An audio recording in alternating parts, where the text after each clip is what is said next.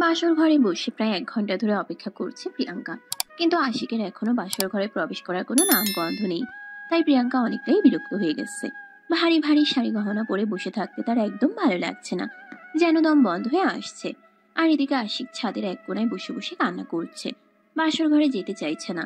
তখনই তার আম্মু এসে তাকে বলতে লাগলো। এ বলে আশিকের আম্মু আশিকের হাত ধরে টানতে টানতে সিঁড়ি দিয়ে নিচে নিয়ে আসছিলেন। আর এদিকে আশিক কোনোভাবেই আসতে চাইছিল না। হাই হ্যালো অ্যান্ড আসসালামু আলাইকুম টু অল। আমি তোমাদের সকলের প্রিয় প্রিয়াঙ্কা বলছি। আমি জানি তোমরা আমাকে অনেক মিস করো এবং অনেকেই আমাকে মেসেজ করে বলো আপু প্লিজ নিয়মিত কেন গল্প দিচ্ছেন না।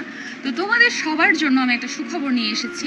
তোমরা তো জানো আমার একটা হচ্ছে অফিসিয়াল চ্যানেল আছে ভয়েস অফ প্রিয়াঙ্কা, এবং এইটার সাথে এখন আমি নতুন আরেকটা অফিসিয়াল চ্যানেল খুলছি, সেটার নাম হচ্ছে স্টোরি এক্সপ্রেস। তো আশা করি এখন থেকে 2 চ্যানেলেই তোমরা গল্প পাবে।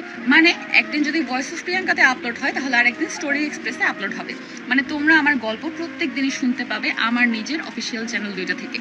সো জিনিসটা কিন্তু খুবই সারপ্রাইজিং। তো আশা করতেছি তোমরা তাড়াতাড়ি করে সাবস্ক্রাইব করে দিবে। স্টোরি এক্সপ্রেস চ্যানেলটা ইউটিউবে সার্চে দাও, পেয়ে যাবে। আর না হলে হচ্ছে এই ভিডিওর ঠিক লিঙ্কে তোমরা পাবে, বা হচ্ছে কমেন্টে আমি পিন কমেন্ট করে দিব, তাহলে সেখান থেকেও তোমরা সাবস্ক্রাইব করতে পারো। সো দেরি না করে এক্ষুনি সাবস্ক্রাইব করে ফেলো স্টোরি এক্সপ্রেস। সবাই ভালো থাকবা, সুস্থ থাকবা। আল্লাহ হাফেজ, আই লাভ ইউ, বাই। কি রে বাবা, কি সমস্যা তোর? তুই এখনো এখানে বসে বসে কান্না করছিস কেন? ওদিকে তোর বউ বাসর ঘরে বসে বসে তোর জন্য অপেক্ষা করছে, যা ওর কাছে।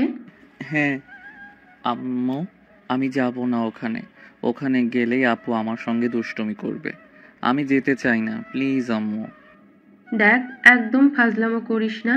আমি এটা সেই কখন থেকে তোর জন্য অপেক্ষা করছে। তুই এক্ষুনি চল আমার সঙ্গে। তোর বিয়ে হয়ে গেছে, এখন তোকে তোর বউয়ের সঙ্গে সময় কাটাতে হবে, তোর বউয়ের সঙ্গে থাকতে হবে, ঘুমোতে হবে, খাওয়া দাওয়া সব কিছুই করতে হবে। এই বলে আশিকের আম্মু আশিকের হাত ধরে টানতে টানতে সিঁড়ি দিয়ে নিচে নিয়ে আসছিলেন। আর এদিকে আশিক কোনোভাবেই আসতে চাইছিল না। সে যেন বাসা থেকে পালিয়ে যেতে পারলেই বাঁচে, কিন্তু সেটা সম্ভব হচ্ছে না। বাড়ি ভর্তি মেহমান, সিকিউরিটি গার্ড আর তার ফ্যামিলি মেম্বারদের জন্য।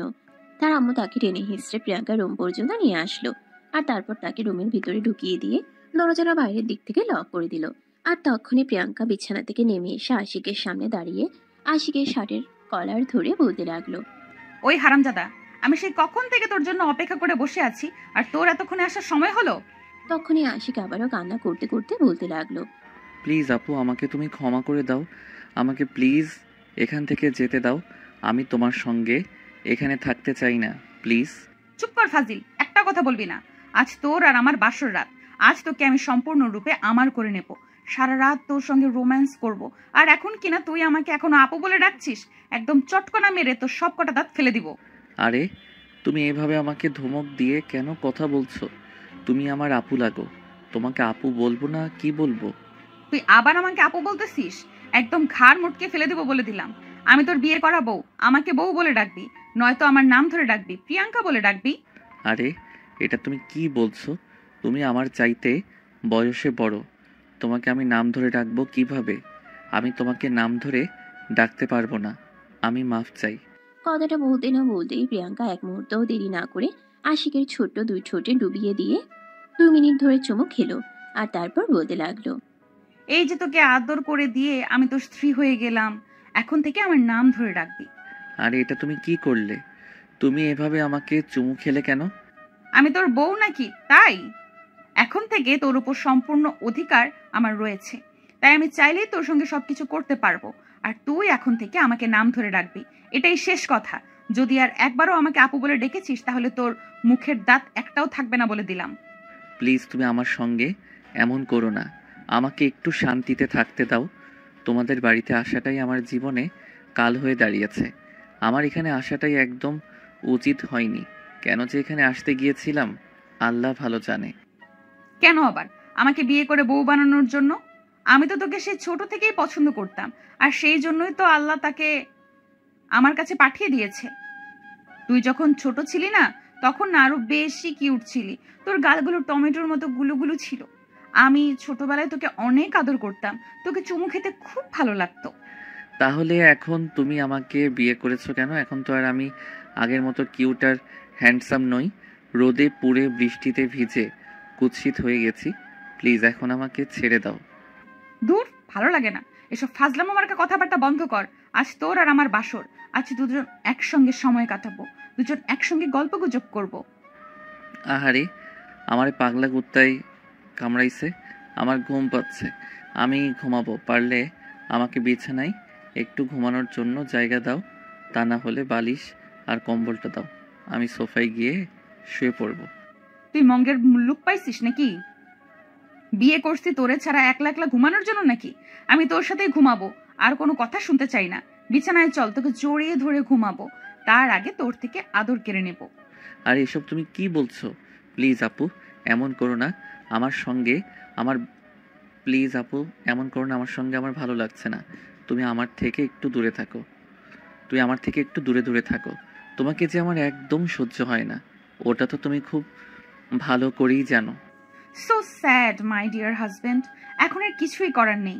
এখন থেকে আমাকে সহ্য করতে না পারলেও আমার সঙ্গেই তোমাকে থাকতে হবে, কারণ আমি তোমার বিয়ে করা বউ। চাইলেও তুমি আমাকে ছেড়ে যেতে পারবে না। বাই দ্য ওয়ে, আমি তোর সঙ্গে কথা বলে সময় কেন নষ্ট করছি সেটাই তো বুঝতে পারছি না। হ্যাঁ আপু, আমিও সেটাই বলছিলাম। প্লিজ আমাকে একটু ঘুমাতে দাও, আমার প্রচণ্ড ঘুম পেয়েছে। এই কথা বলেই আশিক প্রিয়াঙ্কার হাত থেকে নিজেকে ছাড়িয়ে নিয়ে বিছানায় গিয়ে শুয়ে পড়ে। আর তখনই প্রিয়াঙ্কা লাফ দিয়ে আশিকের বুকের উপরে উঠে বসে। আশিক তখন চিৎকার দিয়ে বলতে থাকে, ও মা গো, বাবা গো, নিঃশ্বাস বন্ধ হয়ে মরে গেলাম গো। প্লিজ আমার বুকের উপর থেকে নামো, ব্যথা পাচ্ছি আমি। দেখ, একদম নাটক করবি না। আমার ওজন বড় জোর 40 কেজি। এইটুকু ওজন সহ্য করার মতো ক্ষমতা তোর রয়েছে, তাই ফাজলামো বন্ধ কর আর আমাকে একটু শান্তি মতো চুমু খেতে দে। এই বলে প্রিয়াঙ্কা আশিকের দুই গালে দুইটা চুমু দিয়েই পাশের ঠোঁট দুটো দখলে নিয়ে ইচ্ছে মতো চুষতে থাকে। এদিকে আশিক নিজেকে ছাড়ানোর জন্য প্রাণপণ চেষ্টা করতে থাকে, কিন্তু প্রিয়াঙ্কা তাকে বিছানার সঙ্গে এতটাই শক্ত করে চেপে ধরে রেখেছিল যেন হাতির কাছে মশা। প্রায় 15 মিনিট ধরে চুমু খাওয়ার পর প্রিয়াঙ্কা আশিককে ছেড়ে দেয়। তখনই আশিক বলতে থাকে, এই তুই মানুষ নাকি অন্য কিছু? আমার ঠোঁট দুইটা তো একদম 12টা বাজিয়ে দিয়েছো। আরে কি করব বল, তোর ঠোঁট দুইটা আমার তো সেই স্বাদ লাগছিল, তাই তো ছাড়তেই মন চাচ্ছিল না। এ বলে প্রিয়াঙ্কা আবারও আশিকের দুই ঠোঁটের ভিতরে নিজের দুই ঠোঁট ডুবিয়ে দেয়। আবারও বেশ কিছুক্ষণ চুমু খাওয়ার পর প্রিয়াঙ্কা আশিকের ঠোঁট দুটো ছাড়ে। আর তখনই আশিক গলা কাটা মুরগির মতো ফুসফুস করতে করতে বলতে থাকে, এই তুমি কি আমাকে মেরে ফেলার প্ল্যান করে এখানে এসেছো নাকি? প্লিজ আমাকে ছেড়ে দাও, আমার এসব কিছু ভালো লাগছে না। আমি একটু ঘুমাবো, আমার খুব ক্লান্ত লাগছে। ঘুম কি তোর একা পেয়েছে? আমার ঘুম পায়নি। তবে আগে তোকে আদর করব, আর তারপর তুই ঘুমাবি। এর আগে কোনো কথা চলবে না। এই বলে প্রিয়াঙ্কা আশিকের বুকের উপর থেকে নেমে সাইডে শুয়ে পড়ে। আর তখনই আশির অপশ্বাস ফিরে ঘুমিয়ে পড়ার চেষ্টা করে। তখনই প্রিয়াঙ্কা পিছন থেকে আশিকের পেটে হাত রাখে আর টান দিয়ে নিজের সঙ্গে মিশিয়ে নেয়। আশিকের তখন একটা অন্যরকম অনুভূতি হচ্ছিল। সে নিজেকে বারবার প্রিয়াঙ্কার বাহু বন্ধনে থেকে ছাড়িয়ে নেওয়ার চেষ্টা করছিল। তখনই প্রিয়াঙ্কা বলতে থাকে, কিরে, কি সমস্যা তোর? এভাবে সাপের মতো মুচড়ামুচড়ি করতেছিস কেন? আরে তুমি আমাকে এমনভাবে জড়িয়ে ধরেছো তো আমার নিঃশ্বাস বন্ধ হয়ে যাবার উপক্রম। এই বুঝি প্রাণ পাখিটা উড়ে যায়। দেখ, একদম ফাজলামো মার্কা কথাবার্তা বলবি না। তুই খুব ভালো করেই জানিস আমি সব পছন্দ করি না। তুই আমার জামাই, আমি তোকে জড়িয়ে ধরতেই পারি, তাই বলে তুই এরকম কেন করবি? আরে তাই বলে এত শক্ত করে জড়িয়ে ধরবে নাকি? তাছাড়া তুমি আমার এতটা কাছে এসে কেন শুয়ে আছো? তুমি জানো না আমি ছোটবেলা থেকে একা ঘুমানোর অভ্যাস, কারো সঙ্গে ঘুমাতে পারি না। এখনো সেই সব কথা বলে লাভ হবে না। এখন থেকে প্রতিদিন তোকে আমার সঙ্গেই ঘুমাতে হবে, আর আমি তোকে ছেড়ে ঘুমাবো না। আমি প্রতিদিন তোকে জড়িয়ে ধরে নয়তো তোর বুকে মাথা রেখে তারপরেই ঘুমাবো। এই বলে প্রিয়াঙ্কা আশিকের হাত ধরে টান দিয়ে নিজের দিকে ঘুরিয়ে নিয়ে আশিকের মাথাটা নিজের বুকে চেপে ধরে। আশিকের কিছুটা অস্বস্তি বোধ হতে থাকে। সে নিজেকে প্রিয়াঙ্কা থেকে একটু দূরে সরানোর চেষ্টা করে। তখনই আবারও প্রিয়াঙ্কা বলতে থাকে, কিরে, কি সমস্যা তোর? আমি তোকে নিজের সঙ্গে জড়িয়ে ধরলাম, আমার এতটা কাছে টেনে নিয়ে আসলাম, আর তুই দূরে সরে যেতে চাইছিস কেন? আরে কি করব তাহলে? তোমার ওই দুটো আমার মুখের সাথে ঘষা লাগছে। তো কি হয়েছে? কি হয়েছে মানে? তোমার একটু খারাপ লাগছে না?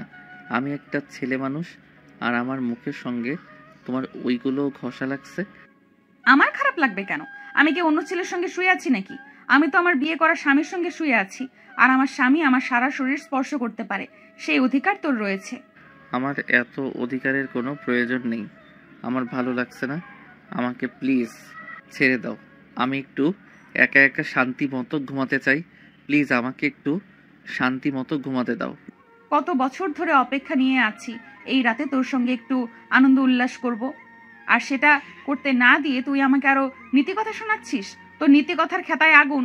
আজ দেখ আমি তোর সঙ্গে ঠিক কি করি।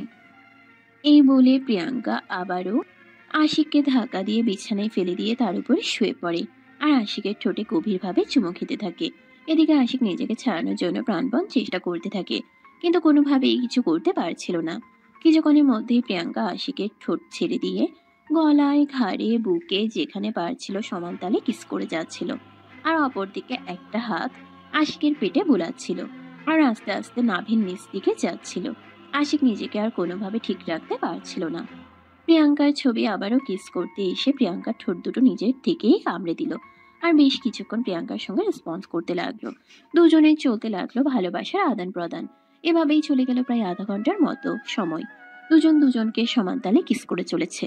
আধা ঘন্টা পর প্রিয়াঙ্কা নিজে থেকে আশিককে ছেড়ে দেয় আর বলতে থাকে, কিরে কি হলো? তখন তো আমাকে কত কথা শোনাচ্ছিলি, আর এখন তো তুই আমার ঠোঁটের 12টা বাজিয়ে দিয়েছিস। আরে তখন তো আমি বুঝতে পারিনি, তোমার ঠোঁট দুটো তো সেই বৃষ্টি। আমার তো ঘুম ভালো লাগছে না, তোমার ঠোঁট দুটো চুষে চুষে খেতে। আর একটু দাও না, খাই। তোকে খেতে নিষেধ কে করেছে? আমি তো সেই কবে থেকেই তোর জন্য দিওয়ানা হয়ে বসে আছি, তুই তো আমাকে কোনো পাত্তাই দিচ্ছিলি না। এখন তো বুঝতে পারছিস এতদিন কি মিস করেছিস। দেখো, যা হওয়ার তা তো হয়েই গেছে। এখন তো আর সেই সব কিছু নিয়ে কথা বলে কোনো লাভ নেই।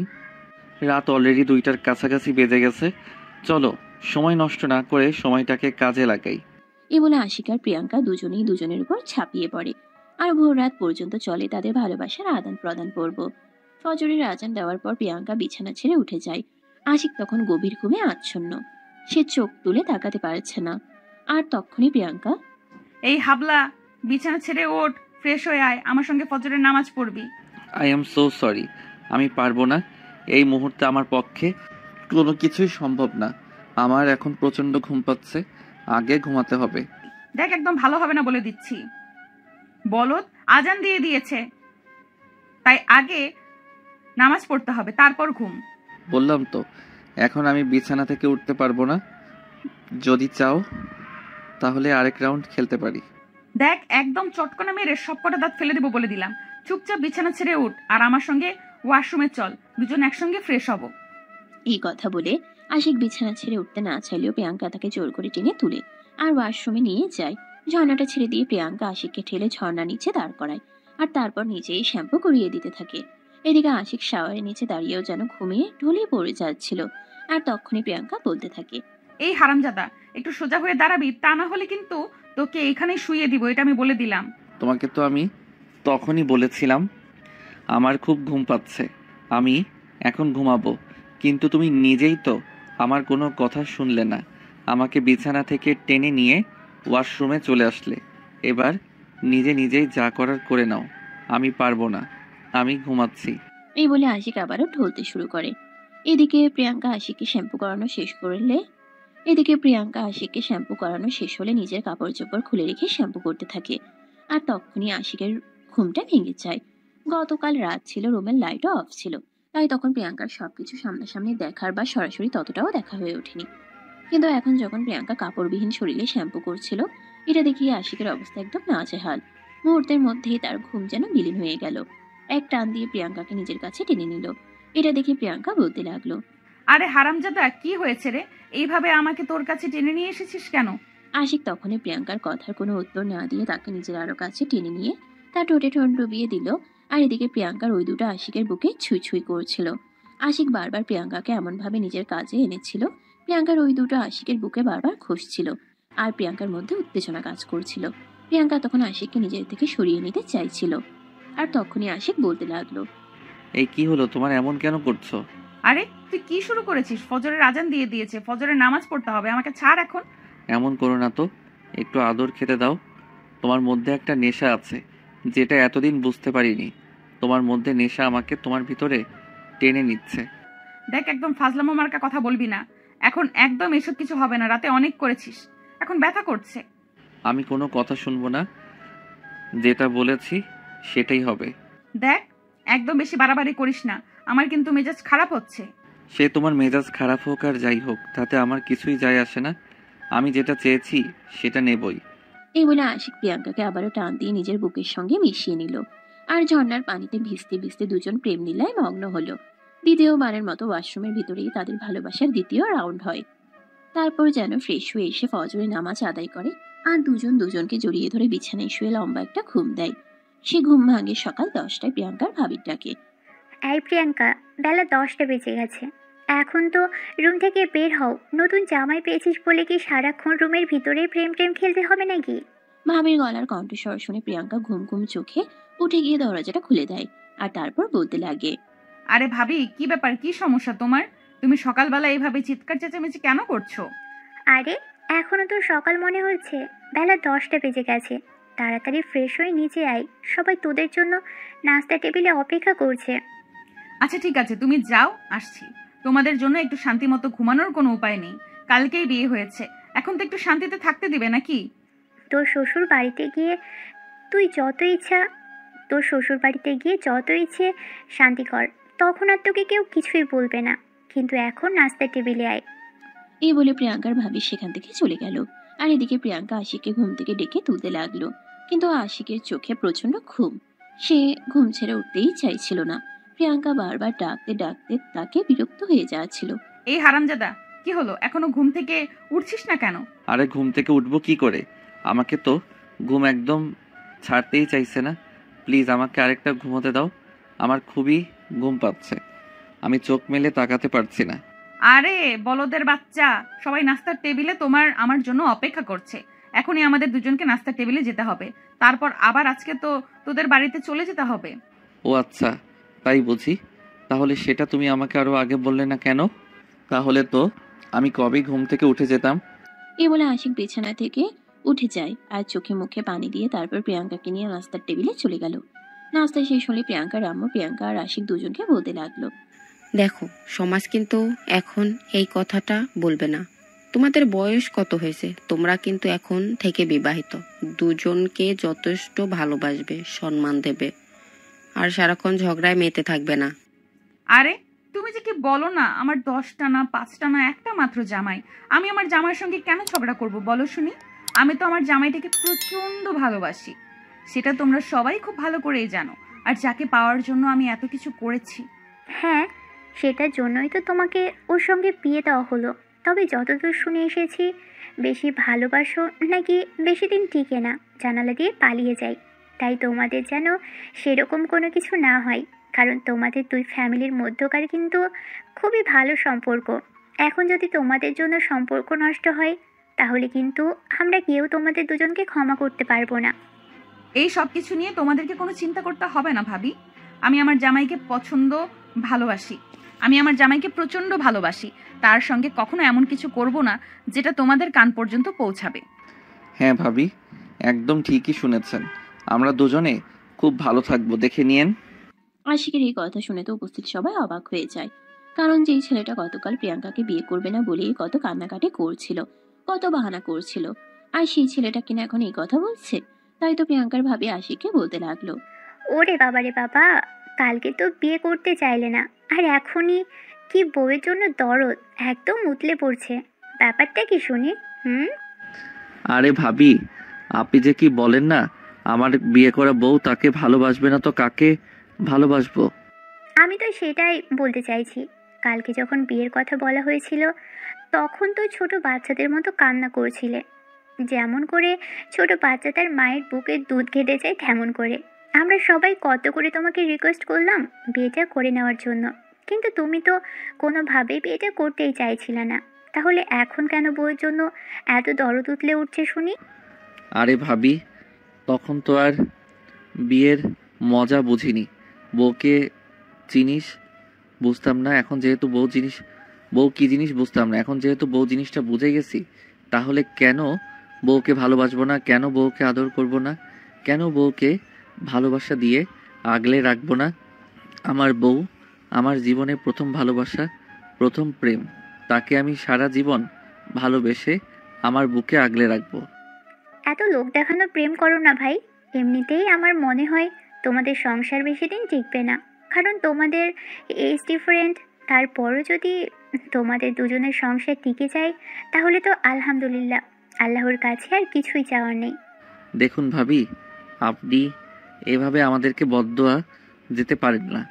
হ্যাঁ, মানছি আমি বিয়েতে রাজি ছিলাম না, কিন্তু তার মানে এই নয় যে আমি কখনোই আমার বউকে ভালোবাসতে পারবো না, তার সঙ্গে ভালো আচরণ করতে পারবো না, তাকে ভালোবেসে সুখে সংসার করার স্বপ্ন দেখতে পারবো না। আরে তোমরা দুজনে কি শুরু করেছো আমি তো সেটাই বুঝতে পারছি না। কেন তোমরা এভাবে তর্কাতর্কি করছো? আর ভাবি, তোমাকেও বলি হারি, বিয়ে যখন হয়ে গেছে তখন আর এই সব কিছু নিয়ে কথা বলে কি লাভ বলো? এখন তো সংসার করতে হবে, এটাই সবচাইতে বড় কথা। তারপর তো আর কিছু নেই। শেষ পর্যন্ত সব কিছু টিকে থাকলেই হলো। কিন্তু আমার কেন জানি না তোদের দুজনকে দেখে মনে হচ্ছে না তোরা দুজন লং টাইম একসঙ্গে থাকতে পারবি। তারপরেও যদি আল্লাহ তোদের দুজনকে একসঙ্গে রেখে দেয় তাহলে আল্লাহর কাছে আমাদের শুকরিয়া আর কোনো শেষ থাকবে না। তুমি দেখে নিও, আমরা দুজন একসঙ্গেই থাকবো, আমাদের কোনো ঝামেলা কখনোই হবে না, আমরা দুজন খুব ভালো থাকবো। তোমরা শুধু আমাদের জন্য দোয়া করো, তাহলেই হবে। এখন চলো রওনা দেওয়া যাক, তা না হলে আবার আমার শ্বশুরবাড়িতে যেতে দেরি হয়ে যাবে। এই বলে প্রিয়াঙ্কা তাদের বাড়ির সবার কাছ থেকে বিদায় নিয়ে আশিকের ফ্যামিলির সহ ঢাকার উদ্দেশ্যে রওনা দিল। সারা রাস্তায় দুজনে অনেক অনেক গল্প করেছে একসঙ্গে বসে। ঢাকায় এসে পৌঁছাতে সন্ধ্যা হয়ে গেল। আশিকের আম্মা আশিকের দাদু আর কাকিকে আগে থেকেই বলে রেখেছিল সবকিছু, তাই তারা নতুন বউকে বরণ করার জন্য রেডি হয়ে বসেছিল। তারা বাড়িতে আসা মাত্রই আশিকের দাদু আর কাকি মিলে প্রিয়াঙ্কাকে বাড়িতে নতুন বউ হিসেবে বরণ করে তুলে নিল। প্রিয়াঙ্কাকে ড্রয়িং রুমে নিয়ে বসানো হয়েছে মাত্র। আশিকদের যৌথ ফ্যামিলির সবাই একসঙ্গেই থাকে। আশিকের বাবারা 2 ভাই আর তাদের একটা বোন অনেক পরিবার সহ দেশের বাইরে থাকেন, তাই আশিকের দাদু তাদের সঙ্গেই থাকে। প্রিয়াঙ্কা ড্রয়িং রুমে বসে আছে, আর এদিকে আশিক বাড়িতে আসা মাত্রই নিজের রুমে চলে গেছে। নিজের রুমটাকে অনেক সুন্দর করে পরিপাটি করে গুছাচ্ছে। আর এদিকে তখনই তার চাচাতো বোন তিশা সেখানে চলে আসে। কিরে ভাইয়া, কি ব্যাপার? আমি তো কিছু বুঝতে পারছি না যে তুই কিনা কোনোদিন ঘুম থেকে উঠার পর বিছানা গোছাস না, আর আজকে তুই এই অবেলায় নিজের রুম গোছাচ্ছিস। আমি তো নিজের চোখে বিশ্বাস করতে পারছি না।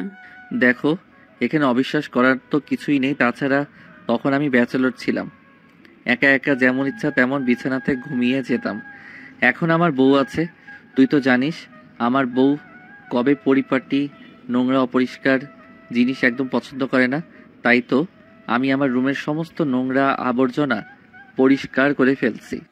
ওকে বাবারে বাবা, বিয়ে করেছিস এখনো 2 দিন পার হলো না, আর এখনই বউয়ের যত্ন নেওয়া, এত কেয়ার করা।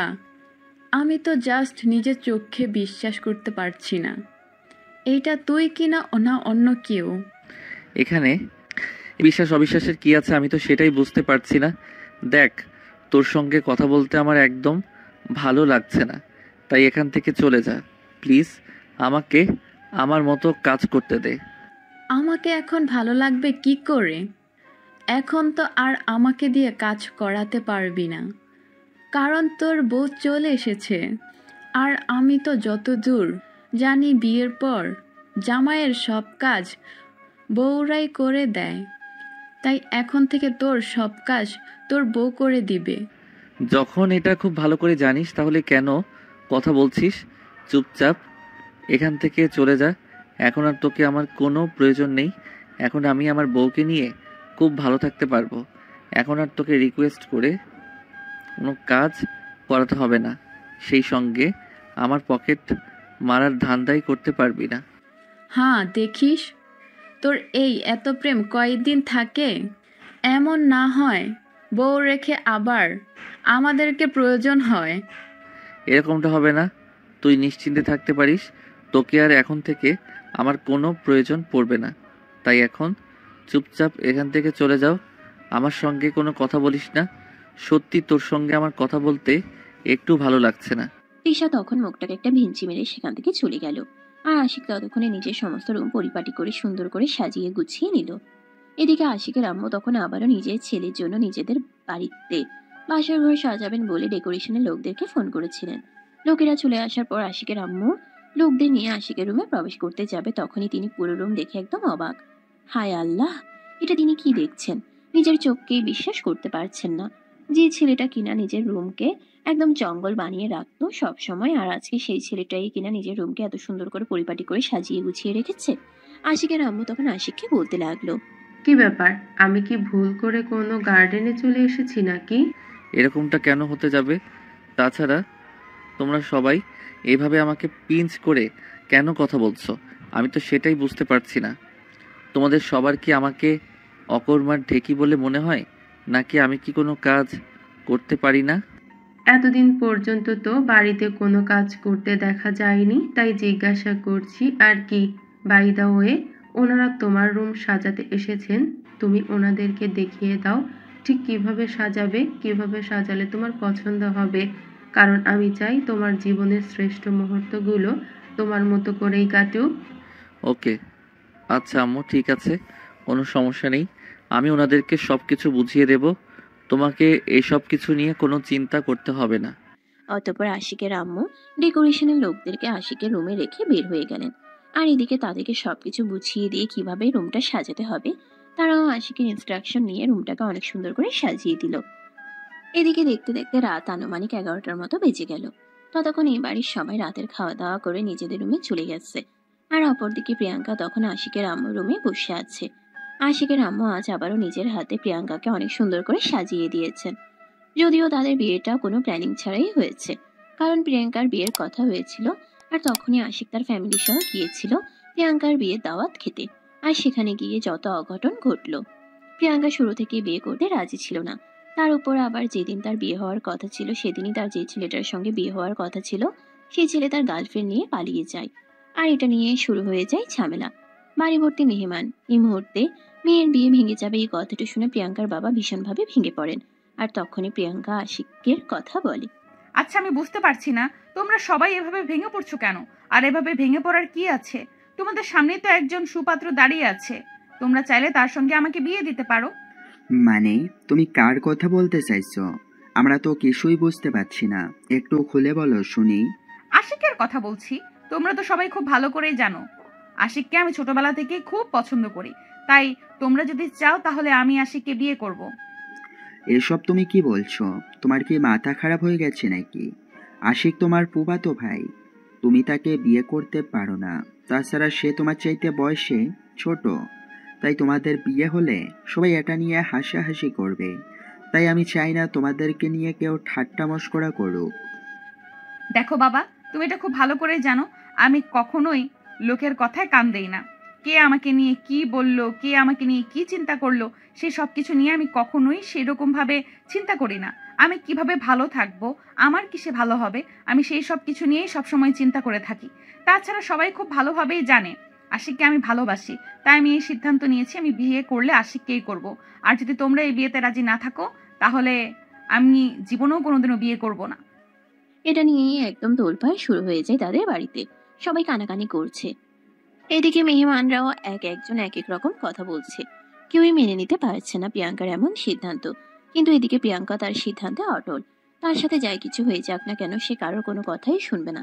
তার কথা একটাই, বিয়ে করবে এবং আজকেই। তারপর আর কি, প্রিয়াঙ্কার বাবা আশিকের বাবা মায়ের সঙ্গে এ ব্যাপারে কথা বলেন। আশিকের মা রাজি থাকলেও আশিকের বাবা প্রথমে কোনোভাবেই রাজি হতে চাইছিলেন না, কারণ আশিক বর্তমানে সবেমাত্র ইন্টার সেকেন্ড ইয়ারে পড়াশোনা করছে। এদিকে প্রিয়াঙ্কা অনার্স কমপ্লিট করা একটা মেয়ে। প্রিয়াঙ্কার সঙ্গে আশিকের বয়সের ব্যবধান প্রায় 4 বছরের বেশি, তাই আশিকের বাবা এটাতে কোনোভাবেই রাজি হচ্ছিল না। অবশেষে প্রিয়াঙ্কার দাদু মানে আশিকের নানু প্রিয়াঙ্কার বাবাকে অনেক রিকোয়েস্ট করে বলেন তাদের সম্মানের রক্ষার্থে। তাই আশিকের বাবা তখন আর না বলতে পারলো না এবং প্রিয়াঙ্কার সঙ্গে আশিকের বিয়ে দিতে তিনি রাজি হলেন। আর তারপরে যা হলো তা তো আপনারা দেখতেই পেলেন। তো ভিউয়ার্স, চলুন কথা না বাড়িয়ে বর্তমান সময়ে ফিরে আসি আর বাকি যা জানার সবকিছু গল্পের মাধ্যমেই জেনে নিব। বাসার ঘর সাজানোর পর সব শেষ হলে ডেকোরেশনের লোকেরা সবাই চলে গেল। আর তখনই আশিক রুম থেকে বের হতে যাবে, তার আম্মু তার সামনে এসে দাঁড়ায় আর বলতে থাকে, দেখ বাবা, আমি বুঝতে পারছি তোর সঙ্গে যেটা হয়েছে সেটা ঠিক হয়নি, কিন্তু তারপরেও কি করব বল। আপন বড় ভাইয়ের সম্মান রক্ষার্থে এটা আমাকে করতেই হতো। তাই আমার উপর কোনো অভিমান রাখিস না, পারলে আমাকে ক্ষমা করে দিস। আরে আম্মু, তুমি যে কি বলো না, তোমার উপর আমার কোনো অভিমান নেই। আমি কেন তোমার উপর অভিমান করে থাকবো সেটা তুমি আমাকে বলো। তুমি আমার আম্মু, তুমি কখনোই আমার খারাপ চাইতে পারো না। তাছাড়া আমি এটা খুব ভালো করেই জানি, কোনো মা বাবা কখনোই তাদের সন্তানের খারাপ চায় না। সব মা বাবাই চায় তাদের সন্তানরা সবসময় খুব ভালো থাকুক। তাছাড়া আমার জীবনে তো আর অপরিচিত অচেনা একটা মেয়ে হুট করে এসে পড়েনি। আমার আপন মামাতো বোন, যাকে আমি সেই ছোটবেলা থেকেই চিনি। তাছাড়া সে আমাকে ভালোবাসে, এটাই আমার কাছে সবচাইতে বড় কথা। কারণ ছোটবেলা থেকে একটা কথা শুনে এসেছি, তুমি তাকেই নিজের জীবনসঙ্গী বানাও যে তোমাকে ভালোবাসে। কারণ সারা পৃথিবীর কাছে তুমি তুচ্ছ হলেও তার কাছে কিন্তু তুমি তার পৃথিবী।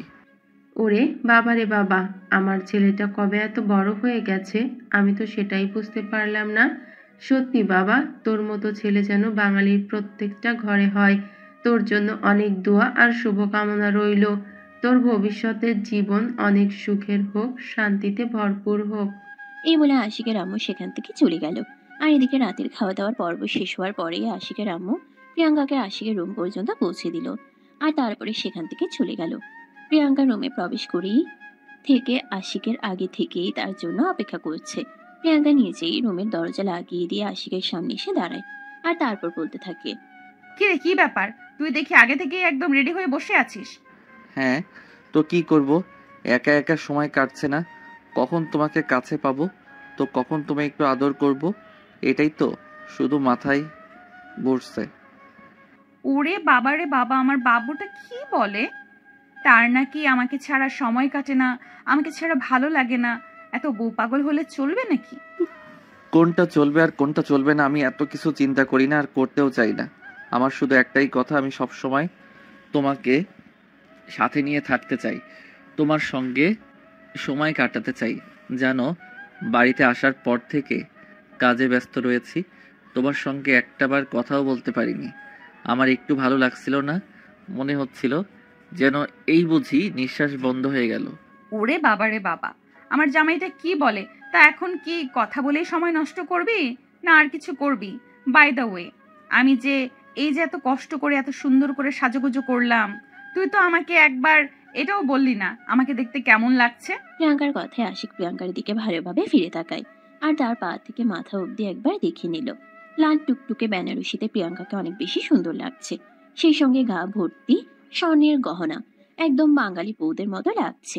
প্রিয়াঙ্কাকে দেখে আশিকের মনে যেন তাদিন থানা নানা বাজতে চলেছে, যেন মন চাইছে লুঙ্গি ডান্স করতে। আশিক প্রিয়াঙ্কাকে বলতে থাকে, আমার বউটাকে একদম বেহেশতের হুর পরিদের মতোই সুন্দর লাগছে। আর সুন্দর লাগবেই বা না কেন, সে তো আমার বউ, আমার বউকে তো সুন্দর লাগতেই হবে।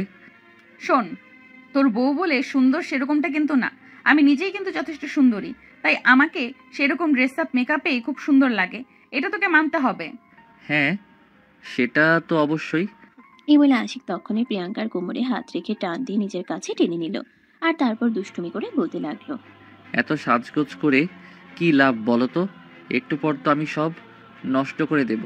প্রিয়াঙ্কা আশিকের কথা কিছুটা লজ্জা পেয়ে মুচকি হাসি দিয়ে বলতে লাগলো, তোর জন্যই তো এত কিছু, যাতে আমার উপর আকৃষ্ট হোস আরো বেশি, যাতে কখনোই আমাকে ছেড়ে যাওয়ার চিন্তা না করিস। আরে তুমি যে কি বলো না, আমি কখনোই তোমাকে ছেড়ে যাব না। আমি সারা জীবন তোমার থেকে যাব, তোমাকে অসম্ভব রকম ভালোবাসবো। এখন কি এইভাবে কথা বলে সময় নষ্ট করবি? আরে না, একদমই নয়, আমি যে তোমার আদর খাওয়ার জন্য একদমই প্রস্তুত হয়ে আছি। চলো শুরু করা যাক। বলেই আশিক প্রিয়াঙ্কাকে আরো কাছে টেনে নিল, আর প্রিয়াঙ্কার কানের কাছে চুলগুলো সরিয়ে দিয়ে তার গলার নিচে নিজের ঠোঁট দুটো ডুবিয়ে দিল। প্রিয়াঙ্কার গলায় স্পর্শ করতেই প্রিয়াঙ্কার মধ্যে অন্যরকম এক শিহরণ জাগতে লাগলো, আর সে ভালোবাসার মহাসমুদ্রে হারিয়ে যেতে লাগলো। তার সারা শরীরে শিহরণ হচ্ছিল। সে আশিকের মাথাটা নিজের বুকের কাছে চেপে ধরে, আর আশিক তখনই প্রিয়াঙ্কার বুকের নিঃশ্বাসের সব দোষ শুনতে শুনতে তার ভালোবাসার অতল সাগরে হারিয়ে যায়। প্রায় ঘন্টাখানেক ধরে ভালোবাসা আদান প্রদানের পর দুজন দুজনকে জড়িয়ে ধরে ঘুমিয়ে পড়ে, আর এভাবেই শুরু হয় তাদের ভালোবাসার নতুন সংসার। তারপর দেখতে দেখতে প্রায় 5 দিন মতো সময় কেটে গেল। এদিকে আশিকের কলেজে ইন্টার সেকেন্ড ইয়ারের ফাইনাল এক্সাম চলে এসেছে, তাই এখন আশিক আর কোনোভাবেই ক্লাস মিস করা চলবে না, প্রতিদিন ক্লাস করতে হবে। তাই পরের দিন সকালবেলা ঘুম থেকে উঠে আশিক কলেজে যাওয়ার জন্য তৈরি হয়ে যায়। এদিকে প্রিয়াঙ্কা তখনও ঘুমোচ্ছিল, আর ঘুম ভাঙতেই দেখতে পেল আশিক কলেজে যাওয়ার জন্য তৈরি হচ্ছে। তখনই প্রিয়াঙ্কা তাড়াহুড়ো করে বিছানা থেকে নামে আর আশিককে বলতে থাকে, কি ব্যাপার, তুমি আজ কলেজে যাবে সেটা আমাকে বললে না কেন? তাহলে তো আমি সকালবেলা ঘুম থেকে উঠে তোমার জন্য নাস্তা তৈরি করতাম। তোমার তো সকালবেলা ঘুম থেকে ওঠার অভ্যাস নেই। তাছাড়া আমি যতদূর শুনেছি তুমি তোমাদের বাড়িতে কখনোই রান্নাবান্না করনি, এমনকি রান্না করার আশেপাশেও যাওনি। তাই তোমাকে এসব ব্যাপারে আর কোনো কিছুই বলিনি। আম্মুকে বলে রেখেছিলাম, আম্মু আমার জন্য নাস্তা বানিয়ে রেখেছে। একটা কাজ করো, তুমিও ফ্রেশ হয়ে আসো, দুজনে মিলে একসঙ্গে নাস্তা করব। দেখো, তুমি এটা একদমই ঠিক করলে না। কারণ এটা ঠিক যে আমি আমার বাবার বাড়িতে কখনোই রান্নাবান্না সেভাবে করিনি, কিন্তু তার মানে এই নয় যে আমি তোমার জন্য একটু কষ্ট করতে পারবো না। আমি তোমার জন্য সবকিছু করতেই প্রস্তুত। কাল থেকে কিন্তু আর এরকমটা হবে না। আমি মোবাইলে অ্যালার্ম দিয়ে তারপর ঘুমাবো, আর সকাল সকাল ঘুম থেকে উঠে তারপর প্রতিদিন তোমার জন্য নিজের হাতে নাস্তা বানাবো। আচ্ছা ঠিক আছে মহারানী, কোনো সমস্যা নেই। আপনি যেরকমটা বলবেন আমি সেরকমটাই করব। তবে এখন আপনি তাড়াতাড়ি ফ্রেশ হয়ে আসুন, আমার কলেজের টাইম হয়ে গেছে, তা না হলে আবার ক্লাসে লেট হয়ে যাবে। এমনিতেই কয়দিন ধরে কলেজে যাওয়া হয় না। আমার বন্ধুরা তো আমাকে একদম চিড়ে চিড়ে খেয়ে ফেলবে। এতদিন কোথায় ছিলাম এইসব প্রশ্ন করতে করতে। আর যদি কোনোভাবে ঘুণাক্ষরেও জেনে যায় আমি বিয়ে করেছি, তাহলে তো আর কোনো উপায় নেই। কেন, তুমি বিয়ে করেছো এতে তোমার বন্ধুদের কি সমস্যা? আমি তো সেটাই বুঝতে পারছি না। বিয়ে তো মানুষ করতেই পারে, তাছাড়া তুমি ছেলে মানুষ। অত সব কিছু তুমি বুঝবে না, কারণ আমার বন্ধুগুলা খুবই ফাজিল। তাছাড়া আমার বন্ধুরা একটাও এখনো বিয়ে করেনি, আর এর মধ্যে যদি তারা জানতে পারে আমি বিয়ে করে ফেলেছি তাহলে আমার কি অবস্থা করবে সেটা কল্পনার বাইরে। বলতে বলতে আশিকই নিজেই প্রিয়াঙ্কাকে টেনে হিঁচড়ে বিছানা থেকে নামায় আর ওয়াশরুমে পাঠিয়ে দেয়। কিছুক্ষণের মধ্যেই ফ্রেশ হয়ে আসলে আশিক প্রিয়াঙ্কাকে নিয়ে খাবার টেবিলে চলে গেল, আর দুজন মিলে একসঙ্গে নাস্তা করলো। নাস্তা শেষ হলে প্রিয়াঙ্কা আশিককে বাড়ির গেট পর্যন্ত এগিয়ে দিল, আর তারপর আশিক বাইক নিয়ে কলেজে চলে আসে। কলেজের ক্যাম্পাসে প্রবেশ করা মাত্রই তার বন্ধুরা তাকে ঘিরে ধরলো, আর এক এক করে প্রশ্ন করতে শুরু করলো। কিরে দোস্ত, এতদিন তুই কোথায় ছিলে? এতদিন কলেজে আসিসনি কেন? এমনিতেই একটু গ্রামের বাড়িতে বেড়াতে গিয়েছিলাম, তাই কলেজে আসা হয়নি। দেখ, আমাদের সঙ্গে একটু মিথ্যা কথা বলার চেষ্টা করবি না। তোকে দেখে মনে হচ্ছে না তুই গ্রামের বাড়িতে গিয়েছিলি। তোকে দেখে মনে হচ্ছে তুই আমাদের থেকে কিছু একটা লুকাচ্ছিস। বল, আমাদের থেকে কি লুকাচ্ছিস? আরে ভাই, সেরকম কিছুই হয়নি। সেরকম কিছু বলে তোরা অবশ্যই জানতে পারতি। আমি তোদের দিকে কোনো কিছুই লুকাচ্ছি না। তোদের দেখে কোনো কিছু লুকানোর কোনো ইচ্ছাও আমার নেই, কারণ তোরা আমার বন্ধু। আমার ব্যাপারে কোনো কিছু সবার আগে জানার অধিকার যদি কারোর থাকে তাহলে সেটা তোদের। ও আচ্ছা, তাই বুঝি। তাহলে আজ কলেজ ছুটি হওয়ার পর আমরা সবাই মিলে তোর সঙ্গে তোদের বাড়িতে যাব, আর তারপর সেখান থেকে তোর আম্মুর কাছে জিজ্ঞাসা করব তুই এতদিন কেন কলেজে আসিসনি। কথাটা শুনে আশিক একটু খ্যাপা ছ্যাঁকা খেয়ে যায়, আর ভয়ে নিজের গলা শুকিয়ে যায়, কারণ সে খুব ভালো করেই জানে তার বন্ধুরা বাড়িতে গিয়ে তার বউকে দেখলে তারপর সবাই মিলে তাকে নিয়ে হাসাহাসি করবে আর কথা শোনাবে। তাই আশিক বলতে থাকে, আরে ভাই, তোরা আমার বাড়িতে কেন যাবে? আমি তো সেটাই বুঝতে পারছি না। তোদের যদি কোনো কিছু জিজ্ঞাসা করার থাকে তাহলে আমি আম্মুকে ফোন দিয়ে দিচ্ছি, তোরা আম্মুর সাথে কথা বল। একদমই না, সেরকমটা হবে না। আমরা তোর বাড়িতে যাবই।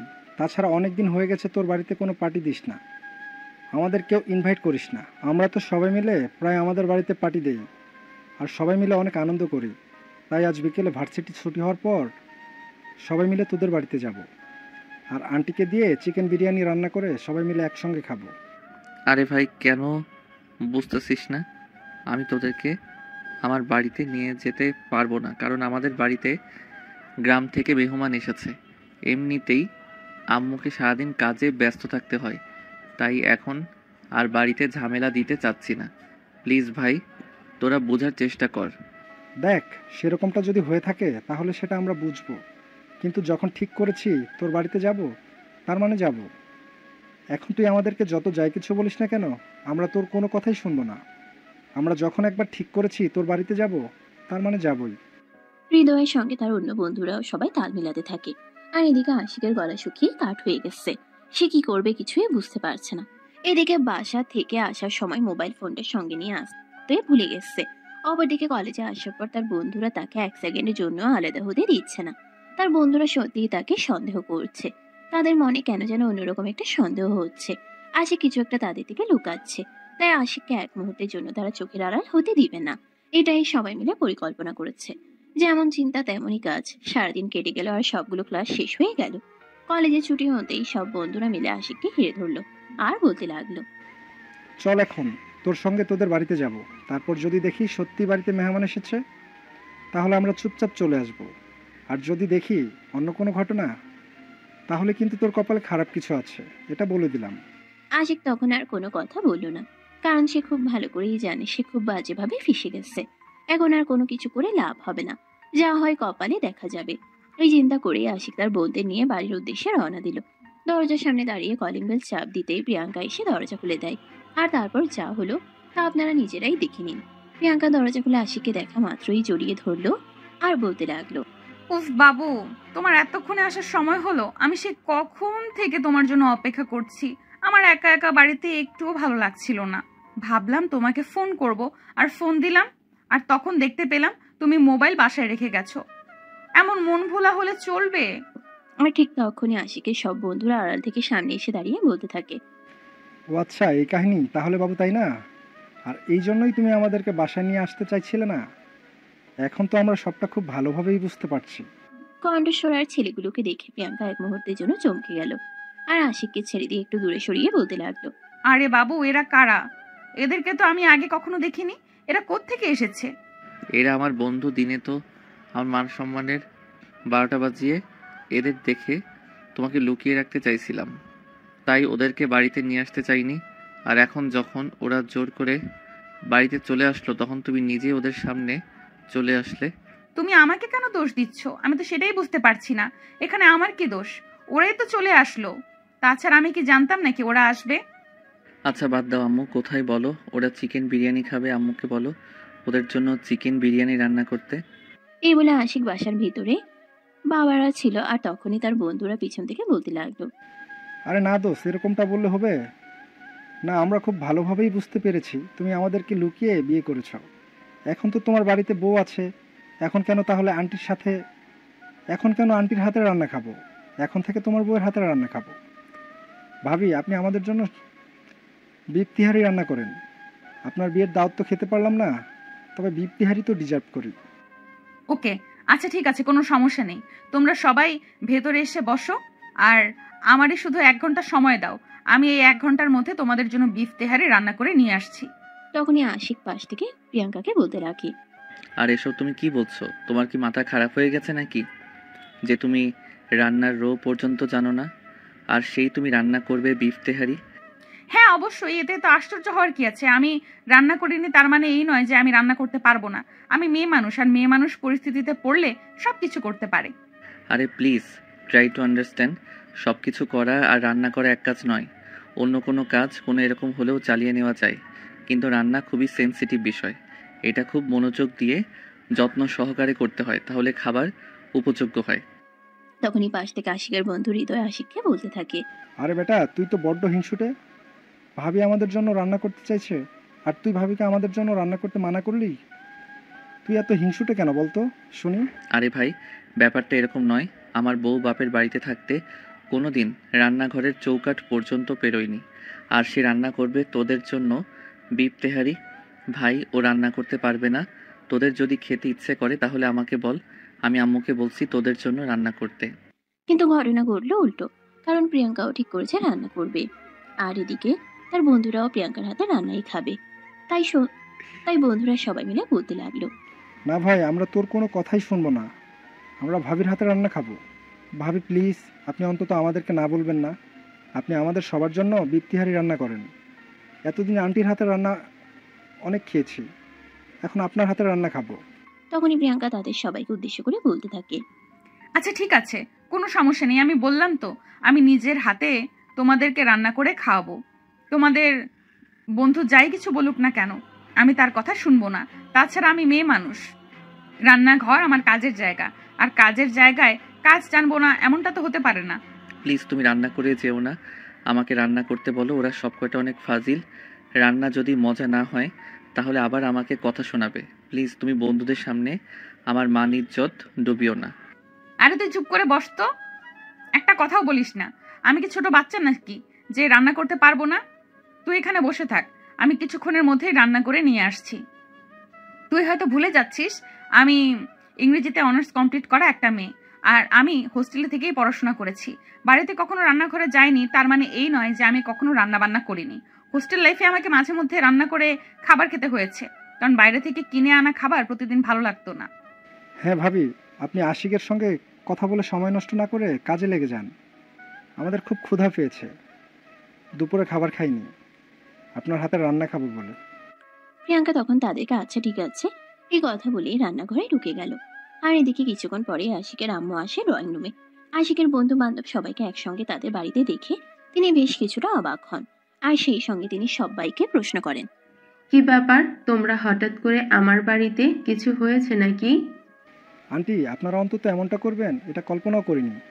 আপনার ছেলেকে বিয়ে করিয়ে আপনাদের বউকে নিয়ে এসেছেন, অথচ আমাদেরকে একটাবার জানালেন না। আমরা তো আপনার ছেলের বন্ধু হই, তাই নাকি? আমাদেরকে তো অন্তত একটাবার জানানো উচিত ছিল। আসলে বিয়েটা তো হঠাৎ করে হয়ে গেছে, তাই কাউকে সেভাবে জানানো হয়নি। বাই দ্য ওয়ে, কোনো সমস্যা নেই, তোমরা যখন চলে এসেছো খুব ভালোই হয়েছে। তোমরা বসো, আমি তোমাদের জন্য নাস্তা পানির ব্যবস্থা করি। আপনাকে আর এখন থেকে কষ্ট করতে হবে না আন্টি। ভাবি আমাদের সবার জন্য বিত্তিহারি রান্না করতে গেছে। কথাটা শুনে বেশ অবাক হয়ে আশিকের দিকে তাকান আশিকের আম্মু। আশিক তখন তার আম্মুকে বলতে থাকে, আরে আম্মু, তুমি এভাবে আমার দিকে তাকিয়ে আছো কেন? আমার দিকে তাকিয়ে থেকে কী লাভ? আমি ওদেরকে এবং তোমার পুত্রবধূকে বলেছিলাম রান্না করতে পারবে না, কিন্তু তারা কেউই আমার কোনো কথা শুনলো না। ওরা তোমার ছেলের বউয়ের হাতে রান্না খাবে, আর তোমার ছেলের বউও রান্না করবে। আশিকের আম্মু তখন আরেক মুহূর্ত দেরি না করে কিচেনের দিকে পা বাড়ালেন। তিনি কিচেনে এসে দেখেন প্রিয়াঙ্কা ফ্রিজ থেকে মাংস বের করে পেঁয়াজ মশলা সব রেডি করছে। তখনই আশিকের আম্মু পিছন থেকে বলতে থাকেন, আরে বৌমা, তুমি কেন কিচেনে এসেছো? যা লাগবে আমাকে বলো, আমি সব তৈরি করে দিচ্ছি। ধন্যবাদ মাই ডিয়ার শাশুড়ি আম্মু, কিন্তু সেটার কোনো প্রয়োজন হবে না। আমার স্বামীর বন্ধুরা এসেছে, তারা আবদার করেছে আমার হাতের বিফ তেহারি খাবে, তাই আমি তাদের জন্য আমার নিজের হাতেই বিফ তেহারি রান্না করছি। আরে তুমি কখনো রান্না বান্না ও সব করেছো নাকি? তুমি রান্না করতে পারবে না? তাছাড়া রান্নাঘরে প্রচন্ড গরম, তুমি রুমে চলে যাও, আমি ওদেরকে রান্না করে খাইয়ে দিব। আরে শাশুড়ি আম্মু, বললাম তো সেসবের কোনো প্রয়োজন হবে না, আমি নিজেই সবকিছু সামলে নিতে পারবো। আপনার এখানে কিছুই করতে হবে না, আপনি নিজের রুমে গিয়ে বিশ্রাম করুন, আর আমার উপর একটু ভরসা করতে পারেন। আমি এই বাড়ির পুত্রবধূ, অন্তত এই বাড়ির মান সম্মান ডোবাবো না। এই বলে আশিকের আম্মু কিচেন থেকে বের হয়ে যেতে না চাইলেও প্রিয়াঙ্কা জোর করে আশিকের আম্মুকে কিচেন থেকে বের করে দিল আর নিজেই রান্না করতে লাগলো। এদিকে আশিক টেনশনে ড্রয়িং রুমের এপাশে শুধু হাঁটাহাঁটি করছে, আর তার বন্ধুরা তাকে নিয়ে মজা নিচ্ছে আর বলছে, কিরে দোস্ত, তোর কি কষা হয়েছে নাকি এভাবে হাঁটাহাঁটি করছিস? দেখ ভাই, এভাবে মজা নিস না, আমি সত্যি টেনশনে আছি। আমার বউ কখনো রান্না বান্না করেনি, কি রান্না করবে আল্লাহ ভালো জানে। তোরা ওর মাথায় কোন ভূত ঢুকিয়ে দিয়েছিস, আমি তো সেটাই বুঝতে পারছি না। আরে দোস্ত, তুই চাপ নিস না। আমরা তোর বন্ধু সবসময় ফাজলামো করি বলে তুই আমাদেরকে এতটাও খারাপ ভাবতে পারিস না। ভাবি যাই কিছু রান্না করে নিয়ে আসুক না কেন, আমরা মুখ বুঝে সব খেয়ে নেব। তোকে এসব কিছু নিয়ে কোনো চিন্তা করতে হবে না। দেখ তোরা কতটা ভালো মানুষ, সেটা আমার থেকে ভালো কেউ জানে না। আরে ভাই, তুই এইবারের মতো আমাদের ভরসা করে দেখ। তাছাড়া তোর বউ এই বাড়ির পুত্রবধূ, তাকে তো রান্নাবান্না শেখাতে হবে নাকি? তাই আমরাই না হয় প্রথমবার ইন্টারভিউ নিলাম, দেখি কেমন পারে। এই বলে সবাই মিলে হাসতে লাগলো। আর এদিকে আশিক মনে মনে ভাবতে লাগলো তার কপালে খারাপ কিছু হতে চলেছে। বন্ধুদের সামনে এবার মানিজ্য তার কিছুই থাকবে না। এই কথা চিন্তা করতে করতে আশিক কিচেনের দিকে পা বাড়ালো। আর তখনই কিচেন থেকে এত সুঘ্রাণ ভেসে আসছিল। আশিক তখন মনে মনে ভাবছিল খাবারের গন্ধ যতটা সুন্দর আসছে, খাবারের টেস্ট আসলেও কতটা সুন্দর আসবে কি। এই কথা চিন্তা করতে করতেই কিচেনে প্রবেশ করলো, আর তখনই প্রিয়াঙ্কাকে বলতে লাগলো, খাবারের গন্ধ তো মোটামুটি আলহামদুলিল্লাহ ভালোই আসছে, কিন্তু খাবারের স্বাদ কেমন হবে সেটাই তো বুঝতে পারছি না। আর 2 মিনিট অপেক্ষা করো, এই তো প্রায় হয়ে গেছে। এইদিকে আমার সালাদ কাটাও হয়ে গেছে। সবাইকে নিয়ে ডাইনিং টেবিলে বসো, আমি এক্ষুনি খাবার নিয়ে আসছি। আরে আমার টেনশনে মাথা ফেটে যাচ্ছে, খাবারটা আদৌ খাওয়া যাবে তো? যদি খাবার খাওয়া না যায় তাহলে তার কৈফিয়ত আমি দেব। এখন তুমি তোমার বন্ধুদের নিয়ে খাবার টেবিলে গিয়ে বসো। এই বলে প্রিয়াঙ্কা আশিককে এখান থেকে চলে যেতে বলে, আর সে কিছুক্ষণের মধ্যেই খাবার প্লেটে সাজিয়ে নিয়ে ডাইনিং টেবিলে চলে আসে। এদিকে আশিকের বন্ধুরা সবাই উৎসাহের দৃষ্টি নিয়ে খাবারের দিকে তাকিয়ে আছে। সুগন্ধের মতো খাবারটা মজা হবে তো, এটা চিন্তা করে প্রিয়াঙ্কার খাবার সার্ভ করা শেষ হলে সবাইকে খেতে বলে, আর সবাই একসঙ্গে খাওয়া শুরু করে। এক লোকমা করে খাবার মুখে দিয়ে সবাই তো অবাক, এটা খাবার নাকি অমৃত।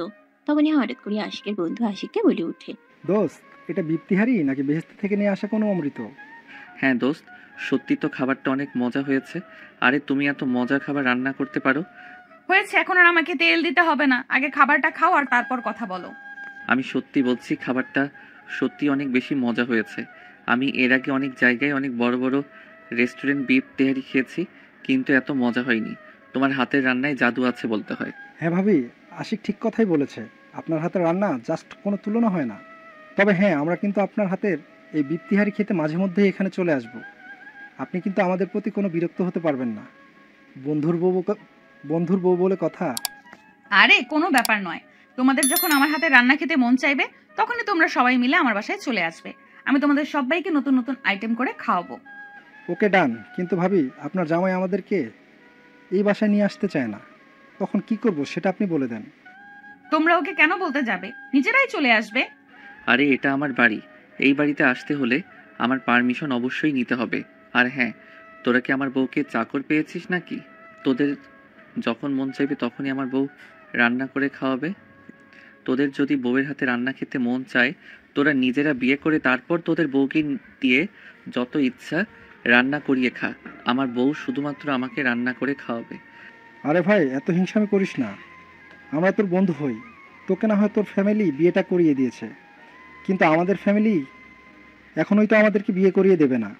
আর সবেমাত্র ইন্টার সেকেন্ড ইয়ারে পড়াশোনা করছে, এখনো জীবনের কত সময় বাকি পড়ে আছে। আরে ভাই, বললাম তো, তোমাদের যখনই আমার হাতে রান্না খেতে মন চাইবে তখনই এই বাসায় চলে আসবে। আমি তোমাদেরকে নিজের হাতে রান্না করে খাওয়াবো। এখন ফট করে খাবারটা শেষ করো দেখি। এই বলে প্রিয়াঙ্কা আবারও যাদের প্লেটে খাবার কমে গিয়েছিল তাদেরকে খাবার বেড়ে দিয়ে কিচেনের দিকে পা বাড়ায়। আর তখনই তিশা সিঁড়ি দিয়ে নামতে থাকে। তিহানির গন্ধ একদম তার রুম পর্যন্ত চলে এসেছিল। সে সিঁড়ি দিয়ে নামতে নামতেই বলতে লাগলো, আরে এত সুন্দর খাবারের গন্ধ এসেছে, কোন কোন রেস্টুরেন্টের খাবার আনা হয়েছে? আরে কানা, কোন রেস্টুরেন্ট থেকে খাবার আনা হয়নি, আমার বউ নিজের হাতে বিফ তেহারি রান্না করেছে। খাবি আয়, দেখ কি মজা হয়েছে। মজা করার আর কোনো জায়গা পেলি না যেখানে শুনেছিস তোর বউ কোনোদিন রান্না যায়নি, আর সেইখানে তোর বউ এত এত সুস্বাদু রান্না করতে পারে? আরে আমি তোকে মিথ্যা কথা কেন বলবো? তুই এখানে আয়, খেয়ে তারপর দেখ আমার বউ সত্যি এত সুস্বাদু খাবার রান্না করতে পারে কিনা। বলতেই তিশা আর এক মুহূর্তও দেরি না করে খাবার টেবিলে এসে প্রশ্ন করে, আর সে নিজেই এক প্লেট খাবার বেড়ে নিল। আর এক লোকমা মুখে দিয়ে বুঝতে পারলো সত্যি খাবারটা অনেক সুস্বাদু হয়েছে। তখনই তিশা খাবার টেবিল থেকে উঠে গিয়ে প্রিয়াঙ্কার কাছে দাঁড়িয়ে বলতে লাগলো, ভাবি, সত্যি তো তোমার হাতের রান্না জাদু আছে, রান্না অনেক মজা হয়েছে। ধন্যবাদ তোমাকে।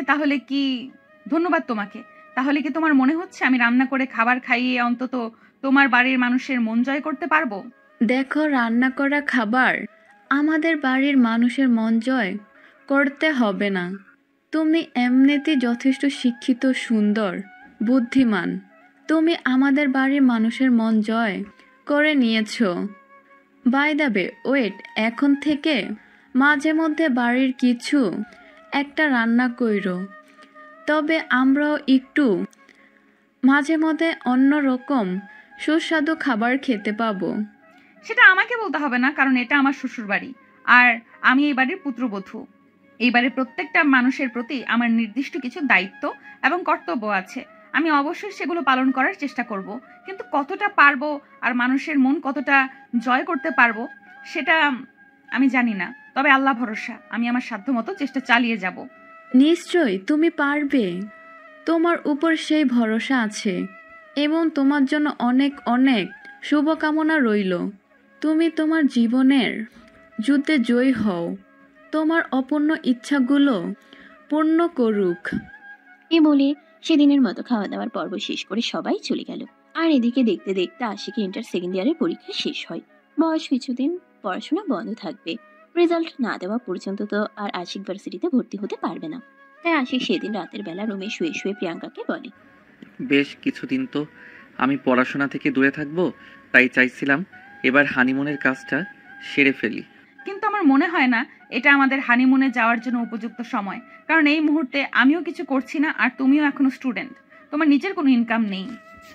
কথাগুলো বাইরে দাঁড়িয়ে শুনছিল আশিকের বাবা। তখনই তিনি দরজায় নক করে রুমের ভিতর প্রবেশ করেন আর প্রিয়াঙ্কাকে বলতে থাকেন, দেখো, আশিক আমাদের বাড়ির একমাত্র ছেলে, আমার ছোট ভাইয়ের একটা মাত্র মেয়ে, আর আমার কিন্তু দ্বিতীয় কোনো সন্তান নেই। তাছাড়া আমাদের পারিবারিক আর্থিক অবস্থা এতটা খারাপ নয় যে আমার ছেলে তোমাকে নিয়ে বাইরে কোথাও ঘুরতে যেতে পারবে না। তোমরা কোথায় যেতে চাও বলো, আমি সব কিছু ব্যবস্থা করছি। আয়ারল্যান্ডে যাবে, আমি ব্যবস্থা করে দেবো। না, আপাতত এত দূরে যাওয়ার কোনো ইচ্ছে নেই। আমরা দেশের ভেতর কিংবা ইন্ডিয়ার কোনো জায়গায় ঘুরতে যেতে চাই। ওকে, ঠিক আছে, তাহলে আমরা ভারতের কাশ্মীরে যেতে পারি।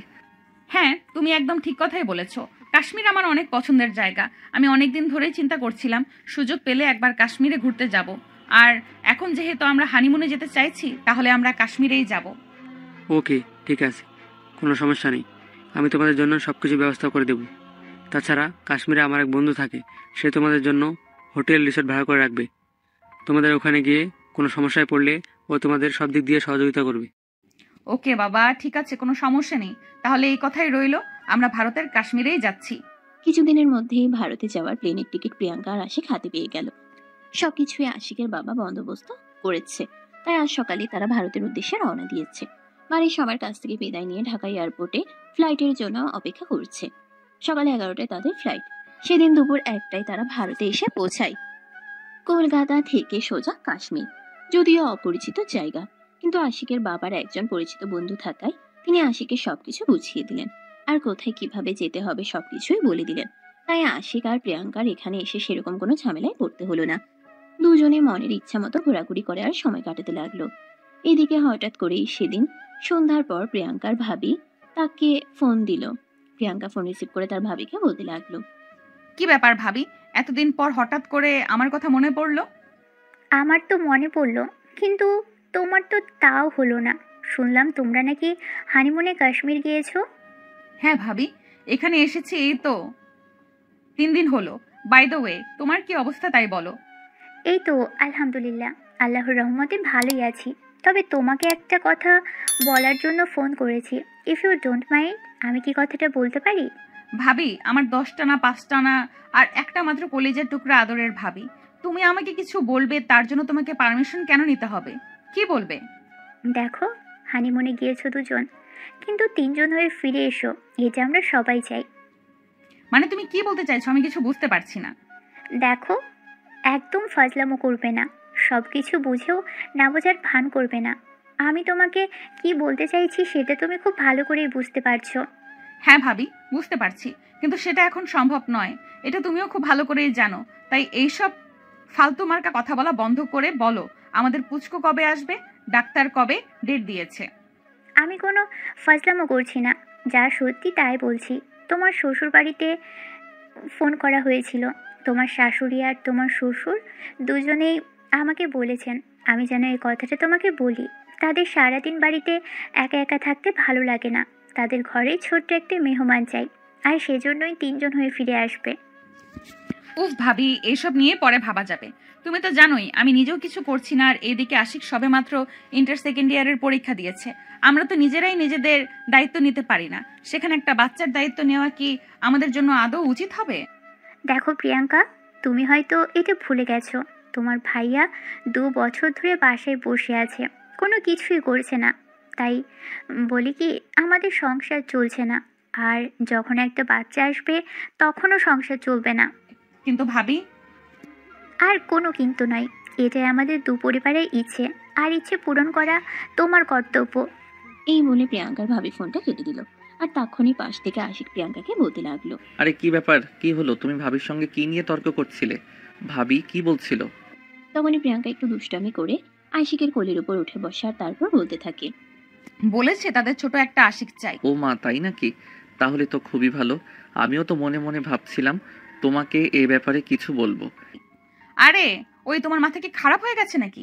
কি সব পাগলের মতো আবল তাবল কথা বলছো? তুমি নিজেই তো এখন একটা বাচ্চা, আর যখন তোমার একটা বাচ্চা হবে তখন তার দায়িত্ব নিবে কিভাবে? আমি কিভাবে দায়িত্ব নেব সেটা নিয়ে তোমাকে চিন্তা করতে হবে না। আমিও চাই আমাদের একটা জুনিয়র আশিক আসুক। ওমা, আমার পিচ্চির জামাইটা বলে কি? সেদিন তো সে নিজেই বিয়ে করতে চাইছিল না, আর এখন কিনা তার জুনিয়র আশিক চাই। তখন তো আর বউ কি জিনিস সেটা বুঝতাম না। বউয়ের কাছ থেকে এত আদর, যত্ন, ভালোবাসা পাওয়া যায় সেটা জানতাম না। এইবারে আশিক প্রিয়াঙ্কাকে টান দিয়ে নিজের বুকের সঙ্গে মিশিয়ে নিল। প্রিয়াঙ্কা তখন আশিকের কাছ থেকে নিজেকে একটু সরিয়ে নিতে চায়। তখনই আশিক প্রিয়াঙ্কাকে আরো শক্ত করে জড়িয়ে ধরে আর বিছানায় ফেলে দিয়ে প্রিয়াঙ্কার বুকের উপরে শুয়ে পড়ে। এটা দেখে প্রিয়াঙ্কা বলতে থাকে, আরে তুমি কি করছো? আমার বুকের উপর উঠলে কেন? আমার নিঃশ্বাস নিতে কষ্ট হচ্ছে, আমার বুকের উপর থেকে নামো। একদম ফাইজলামো করবে না ভাবি। কি বললো শুনতে পাওনি? জুনিয়র আশিক আনতে হবে। তাহলে তুমি কি আমার সিনিয়র নাকি? না ম্যাডাম, আমি তোমার জুনিয়র জামাই লাগি। আর এখন তোমার জন্য আরও একটা জুনিয়র আশিক নিয়ে আসবো, যেটাকে তুমি বাসায় বসে বসে লালন পালন করবে, ভালোবাসবে, আদর করে স্নেহ, মায়া, মমতা দিয়ে বড় করে তুলবে। এদিকে প্রিয়াঙ্কাও আশিকের সঙ্গে রেসপন্স করতে থাকে। এভাবেই দুজন দুজনকে ভালোবাসে গড়িয়ে দিতে থাকে। আর এইভাবেই মুহূর্তের মধ্যেই দুজন ভালোবাসার মহাসমুদ্রে হারিয়ে যায়।